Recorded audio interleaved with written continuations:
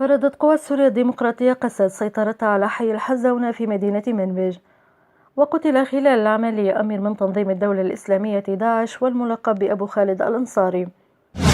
اتهمت دعوى قضائية مرفوعة في الولايات المتحدة الرئيس السوري بشار الأسد إصداره أوامر باستهداف الصحفية الأمريكية ماري جولفين وقتلها عمدا في شباط فبراير لعام 2012، وذلك لمنعها من تغطية وقائع النزاع المسلح في سوريا.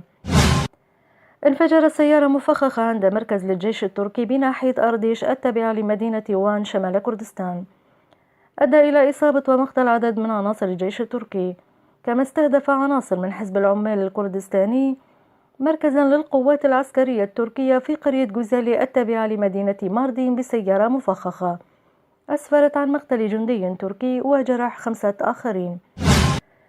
أعلن مسؤول محور غرب كركوك في قوات البيشمركة كمال كركوكي عن اعتقال 7 مسلحين من تنظيم الدولة الإسلامية داعش، وذلك أثناء محاولتهم التسلل إلى أراضي إقليم كردستان، مشيرا إلى أن جميعهم من الجنسية العراقية.